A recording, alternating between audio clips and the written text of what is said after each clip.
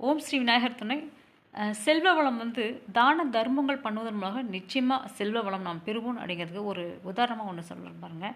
அதாவது ஒவ்வொரு திருதியை எண்ணிக்கும், அதாவது அச்சய திருதியை அன்னைக்கு நம்ம புதிய ஆபரணங்கள், அதே மாதிரி ஆடைகள், இப்போ வீட்டுக்கு தேவையான பொருட்கள் எல்லாமே வாங்குகிறோம். ஏன்னா அது வாங்கினா அதிகமாக வளரும்னு சொல்லப்படுறது இல்லைங்களா. அதே சமயத்தில் அந்த நாட்களில் நம்ம உணவு தானம் பண்ணணும், அதே மாதிரி ஆடை தர்மம் பண்ணணும். இந்த பண்ணிட்டு வரும் பட்சத்தில் நிச்சயமாக நம்மளுக்கு செல்வ வளம் பெருகும் சொல்லப்படுது. சரிங்களா.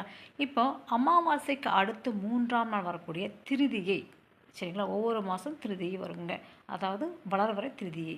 அந்த திருதியை அன்னைக்கு யாராவது ஒருத்தருக்கு சாப்பாடு போடுறது, இல்லைன்னா ஏதாவது ஆடை தானம் பண்ணிட்டு வரும் பட்சத்தில் நிச்சயமாக உங்களுக்கு நிரந்தரமான ஒரு செல்வம், அதாவது நிரந்தரமான ஒரு வருமானத்தை கொடுக்கக்கூடிய அமைப்பு வந்துடுங்க.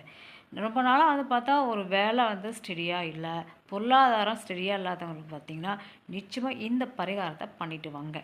திருதியை திதி, அதாவது அமாவாசைக்கு அடுத்து வரக்கூடிய, அதாவது வளர்வரை திதி, திருதியை அப்படிங்கிற நாளில் யாராச்சும் ஒருத்தருக்கு சாப்பாடு தானமோ அல்லது ஆடை தானமோ பண்ணிட்டு வந்தீங்கன்னா கிட்டத்தட்ட 21 மாதங்கள், முடிஞ்ச வரைக்கும் 9 மாதங்களுக்கு பிறகு தான் இது ரொம்ப நல்லா செயல்படும். அதாவது இந்த ஆசீர்வாதம் உங்களுக்கு கிடைக்கும். இந்த பரிகாரம் செய்யும் பொழுது இந்த ஆசீர்வாதம் கிடைக்கும். கிட்டத்தட்ட 21 மாதங்கள் செய்யும் பட்சத்தில் நிரந்தரமான வாழ்க்கை ரொம்ப ஸ்மூத்தாக போங்க. பொருளாதாரத்துக்கு எந்த ஒரு பிரச்சனையும் வராது. ரொம்ப அருமையாக இருப்பீங்க. திருதியை உங்களுக்கு நன்மை செய்யும். நன்றி.